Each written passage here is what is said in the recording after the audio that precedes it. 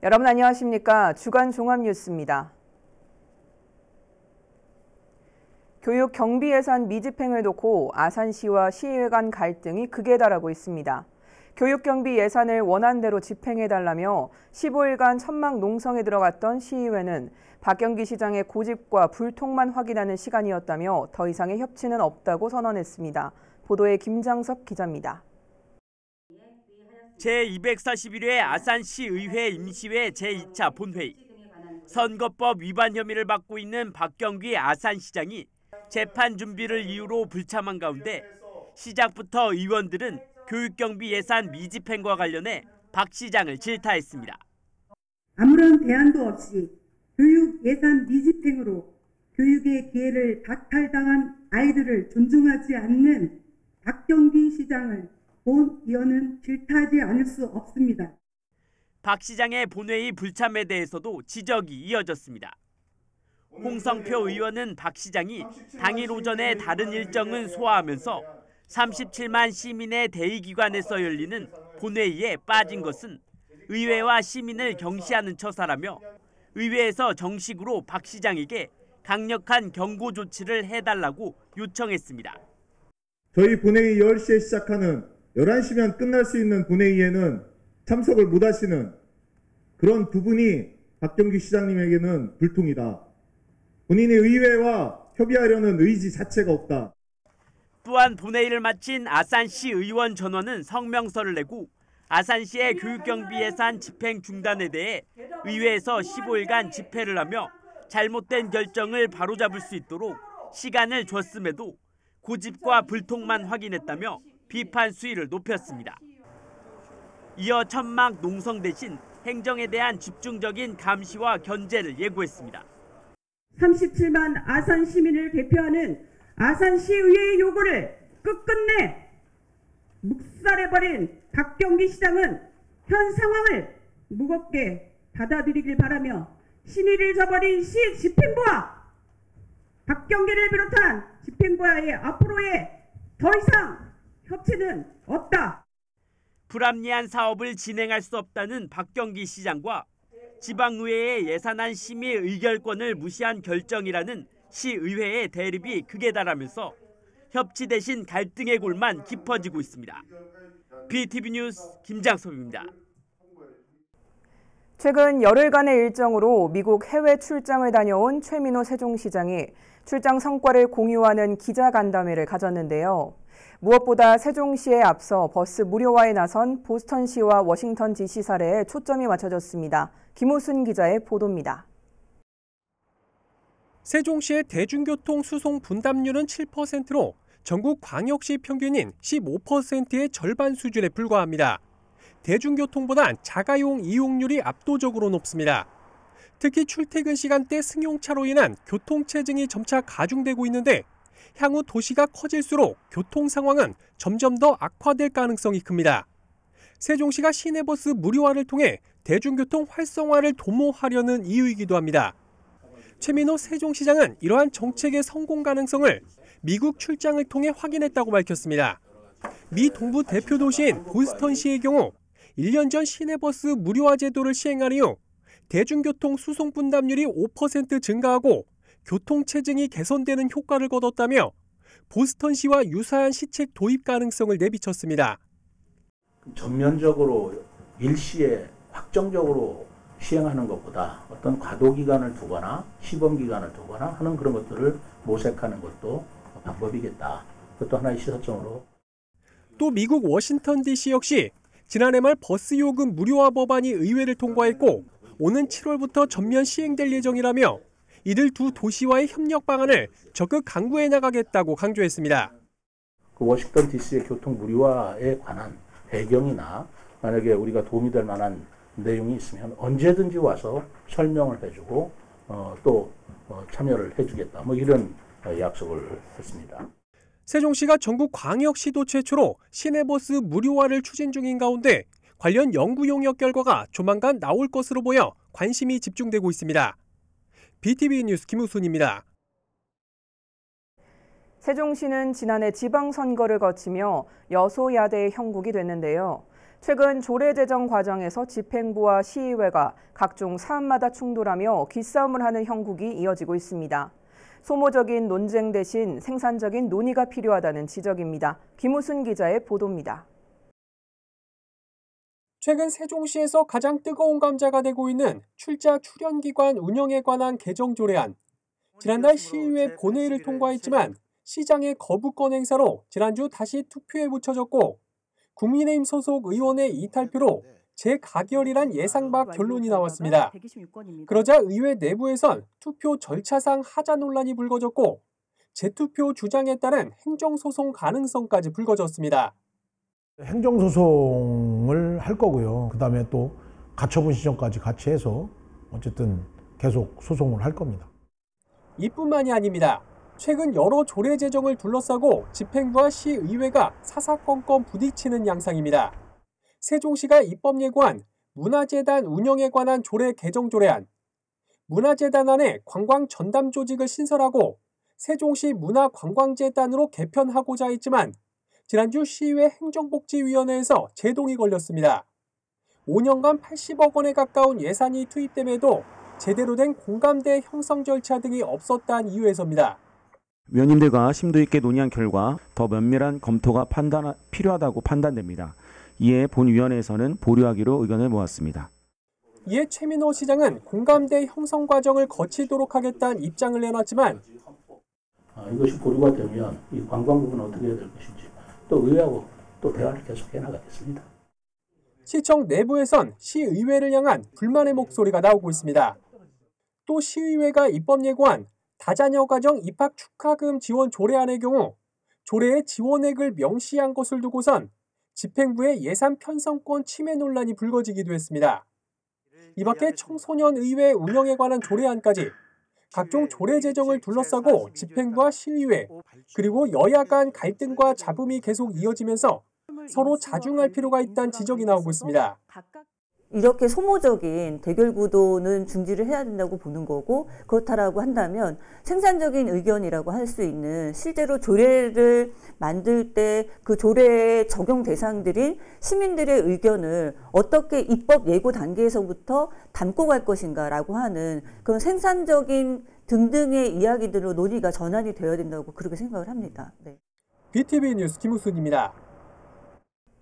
낡고 부족한 공간에 아산시 장애인 복지관을 이용하는 장애인들이 불편을 겪으면서 장애인 복지관을 신축해야 한다는 목소리가 커지고 있습니다. 현장을 찾은 시의회는 조속히 복지관을 건립할 수 있도록 올해 안에 가시화된 성과를 주문했습니다. 보도에 김장섭 기자입니다. 하루 평균 1000여 명이 이용하고 있는 아산시 장애인 복지관입니다. 지은 지 30년이 넘어 노후화된 데다 당초 아산시 보건소 건물을 리모델링에 사용하면서 좁은 통로 등 장애인들의 불편이 가중되고 있습니다. 부족한 공간도 문제입니다. 매번 프로그램을 운영하기 위해서는 외부 장소를 대관해야 하는 것은 물론 재활치료 역시 제대로 제공할 수 없는 실정입니다. 치료실과 인력 부족으로 각 치료실별 적게는 100명, 많게는 200명 정도의 대기자가 등록되어 있어 짧게는 3년, 길게는 6-7년을 기다려야 치료를 받을 수 있는 실정이라서 장애인 복지관이 제대로 된 기능과 역할을 할 수 있도록 신축이 필요하다는 목소리가 꾸준히 제기되면서 아산시가 신축을 추진하고 나섰지만 현재 복지관 신축 부지도 선정하지 못하고 있는 상태입니다. 현장을 찾아 현안을 점검한 시의회는 지지부진한 행정을 질타했습니다. 아직까지도 시설을 어디 정하지 못해서 장소를 이전할 수 있는 장소를 찾지 못해서 지금 고민 중에 있다고 이야기하시면 내가 봤을 적에는 우리 집행부도 문제가 있다. 이 시설에 대한 문제점을 지적했었고 추진하신다는 말씀까지 확답을 듣고 갔었습니다. 근데 오늘도 이 자리에서 저희 의원들에게 이야기하는 집행부의 태도는 어떻게 보면 직무위기예요. 장애인들을 봤을 때는. 이에 아산시는 당초 생각했던 부지에 복지관을 신축할 경우 주차장 부족 등 불편이 예상되고 있는 만큼 현재 대체 부지를 찾고 있다며 올해 안에 가시적인 성과가 나올 수 있도록 행정 절차를 진행하겠다고 답변했습니다. 공익재산 심의라든가 그런 부분을 그러니까 행정 절차를 이행을 해야지 저희도 추경 예산이 오르기 때문에 이번 추경에는 어렵고요. 금년도 내 추경에는 반드시 반영해서 하도록 하겠습니다. 이와 함께 시의회는 장애인 복지관의 부족한 주차장 문제 해결과 외부 장소 대관료 지원 등을 집행부에 촉구했습니다. BTV 뉴스 김장섭입니다.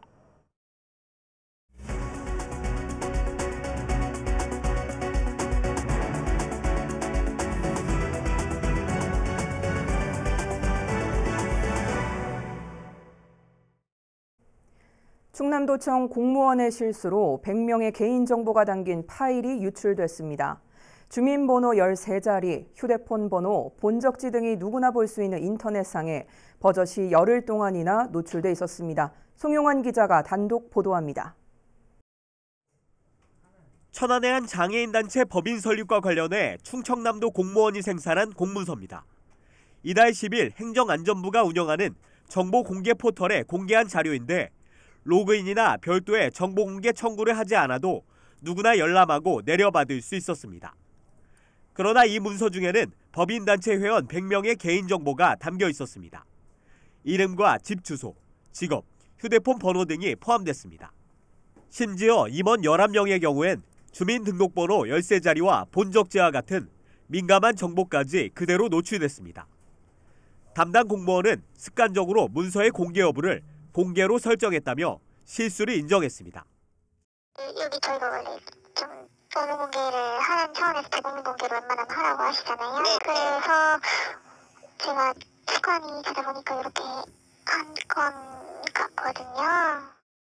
또 취재가 시작돼서야 개인정보 유출 사실을 인지하고 해당 문서를 비공개 처리했습니다. 개인 신상 세부 사항들은 범죄라든지 2차 피해에 악용될 우려가 있기 때문에 더 신중하게 보호해야 할 의무가 있습니다. 개인 신상이 너무 과다하게 노출되지 않도록 담당자는 항상 정보 공개 시 세부 사항들을 면밀하게 검토할 의무도 있습니다. 한편 현행 개인정보보호법상 개인정보를 유출하거나 부정 이용하면 5년 이하의 징역이나 5천만 원 이하의 벌금 등 형사처벌을 받게 됩니다. BTV 뉴스 송종환입니다. 도청 공무원의 실수로 벌어진 개인정보 유출 사고, 이번 일을 사전에 막을 순 없었을까요? 행정안전부 정보공개 시스템엔 개인정보 유출을 막기 위한 필터링 장치가 마련돼 있지만 재기능을 하지 못했습니다. 어찌된 이유인지 송용환 기자가 계속해서 보도합니다. 회원 명부 등 100명의 개인정보를 유출한 충남도청. 이 가운데 임원 11명은 주민번호 13자리와 본적지까지 노출됐습니다. 개인정보 유출을 사전에 막을 수는 없었을까? 문서가 유출된 정보공개 포털 사이트는 행정안전부가 운영합니다. 열람 전에 개인정보 필터링을 거치지만 해당 문서는 원문 그대로 공개됐습니다. 한글이나 PDF 파일과는 달리 사진처럼 이미지성 파일에 있는 개인정보는 잘 걸러지지 않는다는 허점이 드러난 겁니다. 이번 건 외에도 확인되지 않은 개인정보 유출 사례가 더 많을 수 있다는 얘기입니다. 이에 대해 행정안전부는 개선책을 알아보고 있지만 이미지성 파일에 대한 필터링 기술은 국내는 물론 국외에도 존재하지 않는다는 한계가 있다며 이미지성 파일을 게시할 땐 각 기관에서 더욱 면밀한 검토가 필요하다고 밝혔습니다. 국민알권리운동 시민단체인 투명사회를 위한 정보공개센터는 원문 공개는 바람직한 일이지만 반복적인 교육을 통해 경각심을 높여야 한다고 지적했습니다. 부주의하게 공개되지 말아야 될 것이 원문 공개에 들어가면 그 책임도 결국에는 그 공무원들이랑 그 해당 공공기관의 최고 책임자가 결국 져야 되는 거여서 개인정보 이제 어떤 보호라든지 아니면 정보공개 업무 처리에 대한 이제 교육이라든지 뭐 이런 것들이 계속 직무 교육들이 계속 잘 이루어져야 되고 개인정보 유출을 막기 위한 제도적 보완 장치와 더불어 공무원들의 각별한 주의가 요구됩니다. BTV 뉴스 송용환입니다. 개인정보 유출은 피해가 확산되지 않도록 후속 조치도 매우 중요합니다. 현행법은 유출 사실을 인지한 즉시 피해자들에게 고지하도록 돼 있는데요. 그런데 충남도는 사흘째가 돼서야 뒤늦게 문자 메시지를 보냈습니다. 송용환 기자가 이어서 보도합니다.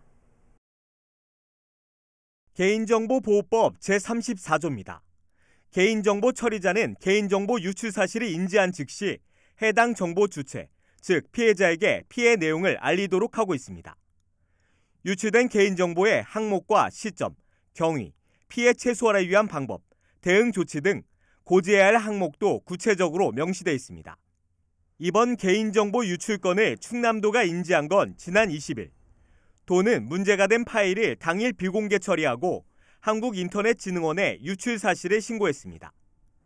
그러나 정작 피해 당사자들에겐 이튿날까지 아무런 연락도 하지 않았습니다. 충남도 담당자라든지 도에서 이번에 유출됐다고 이게 뭐 고지받거나 연락받은 거 있으세요? 받은 건 없어요. 저는 받은 바가 없습니다. 지체 없이 고지해야 한다는 개인정보보호법의 매뉴얼을 지키지 않은 겁니다. 또 피해자들에게 어떻게 지금 조치를 취하고 어떤 보완 대책을 세우는지 알림으로 해서 그들을 좀 안심시키는 그런 기능 차원에서 반드시 알려야 하고, 알리지 않았을 때는 5천만 원 이하의 과태료를 부과하도록 되어 있습니다. 충남도는 보도가 나간 지 사흘 만인 22일 피해자들에게 문자 메시지를 보내 피해 사실을 고지했습니다. 피해를 막기 위해선 한시가 급한 상황에서 행정당국의 더딘 대응이 답답하기만 합니다. BTV 뉴스 송용환입니다.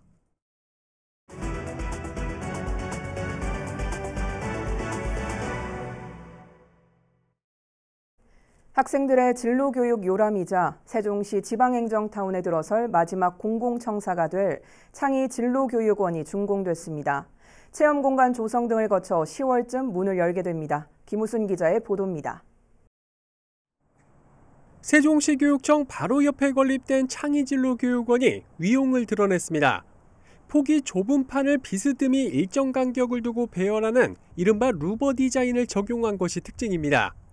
이곳은 청소년들에게 진로 체험과 탐색, 상담 등 교육 서비스를 제공하는 시설로 사업비 341억 원을 들여 지하 1층, 지상 4층 규모로 17일 준공됐습니다.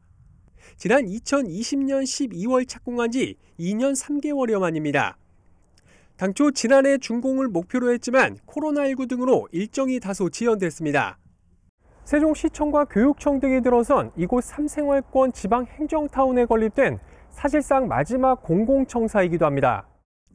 창의진로교육원은 이달 말쯤 교육청으로 인계돼 내부 인테리어 공사와 체험 공간 꾸미기에 들어갑니다. 이르면 오는 10월쯤 정식 개원이 가능할 전망입니다. 영상 스튜디오와 드론 실습실을 비롯해 크리에이터실과 의료 체험실 등 진로 관련 다양한 콘텐츠 체험 공간이 조성될 예정입니다. 세종시 교육청은 교육원이 문을 열면 미래 세계를 이끌어 나갈 아이들의 재능과 꿈을 키울 수 있는 전문적인 진로 교육을 제공할 수 있을 것으로 기대하고 있습니다. BTV 뉴스 김우순입니다.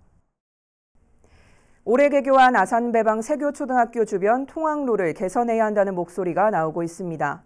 인근 공사 현장 차량으로 인한 학생들의 보행 안전이 위협받고 있지만 보행자 안전시설물은 제대로 갖춰지지 않으면서 시의회 의원들도 현장을 찾아 개선을 요구했습니다. 보도에 김장섭 기자입니다.